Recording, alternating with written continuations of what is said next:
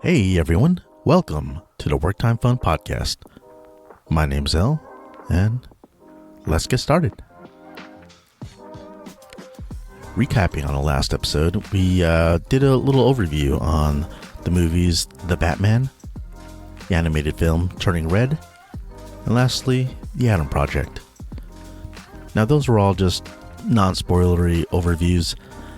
But if we wanted to go in detail in the future, make sure to explain that in the titles or in the description of the podcast.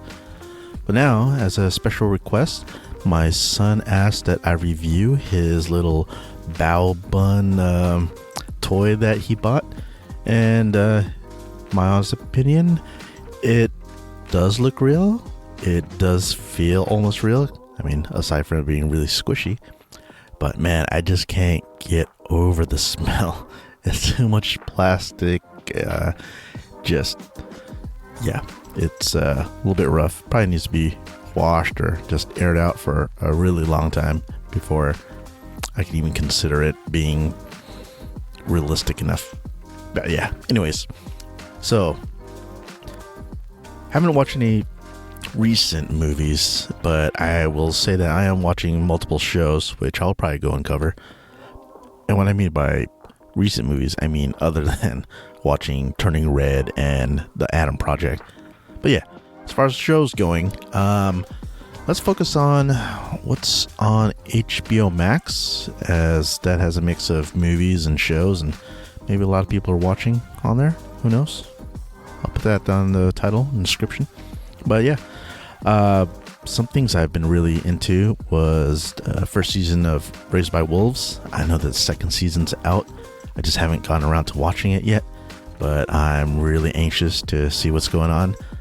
Although I have to admit, the very end of season 1 of Raised by Wolves was really weird. And so it was kind of distracting in a way for me, taken away from what I thought I was expecting out of this show. And if you don't know what this show is about, it's from Ridley Scott. It's a kind of sci-fi, futuristic, I guess, how can you say, apocalyptic, futuristic world. Without looking at any summary or anything, from what I recall, from what I watched, you've got 2 androids, a female and a male android, that are taking care of a whole bunch of kids on this barren planet. And it just seems like these are the last remaining humans in this world or in this universe.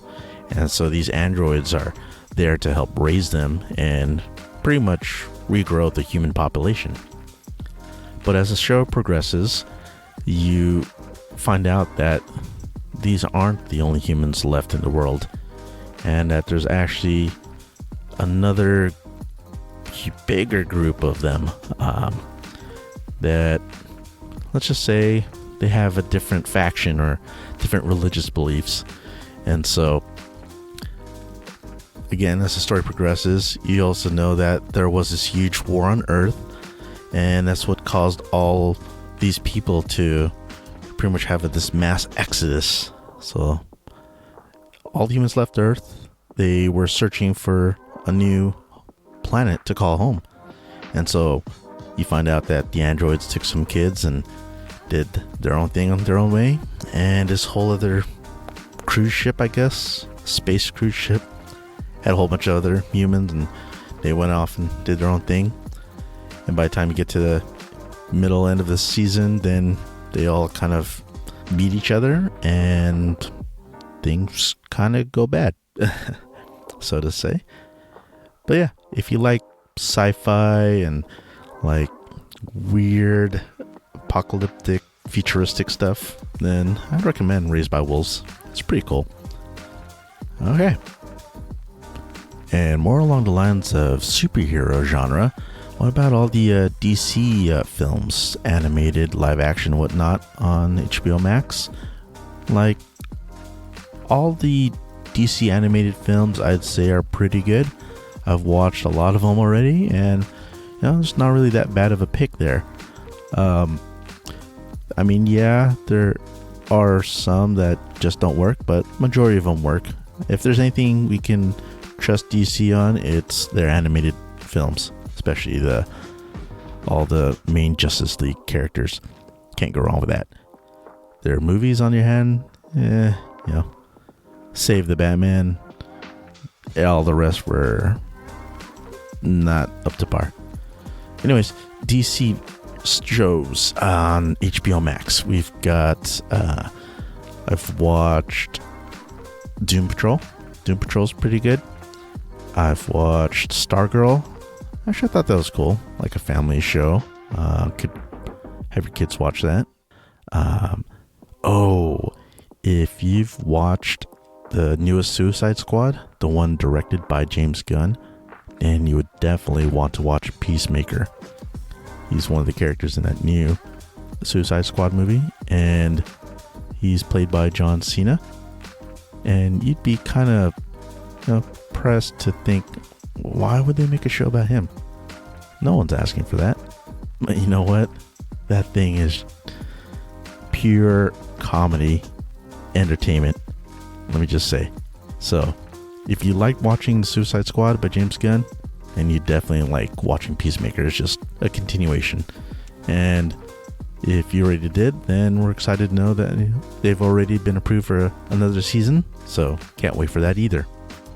There is the Batwoman show. I honestly have not really watched it. Actually, maybe I take that back. A couple episodes of the first season when they had Ruby Rose, I believe, as Batwoman. Then whatever happened and she was written off, and they've got another Batwoman on there. I haven't seen it since, so I have no opinion of it. I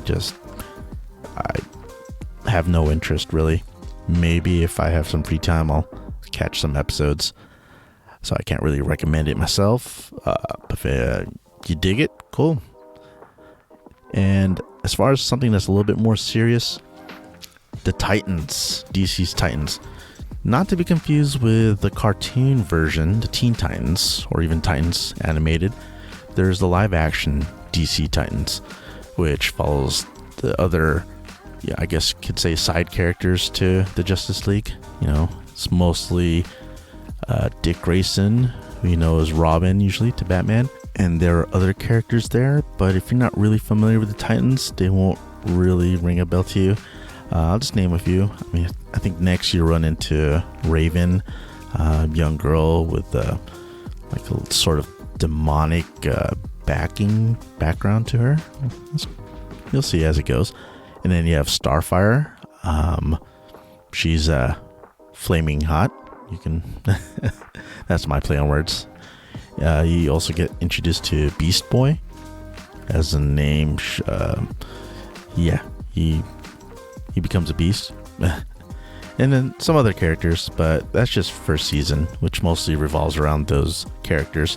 And as the next season goes on, then you're introduced to more, and in season 3, even some more characters. So I really like this one. I usually try to keep up to date on it currently, or whenever it's current. And so I'm waiting to see whatever comes up for season 4. Going back to something that's a little bit more lighthearted, I almost forgot to mention the new Superman show, which is Superman and Lois. So there's a couple seasons in now. I've kind of been trying to keep up to date. It's a different story. It's Superman and Lois and their 2 teenage sons. And it's that family dynamic of how they are living life as a family, and their sons finding out that their dad is Superman. So of course that, raises a lot of questions, and some other things happen that makes it even more interesting. So I think it's more geared towards a family friendly show, and kind of if I had to be honest, it reminds me of those WB type like teen drama.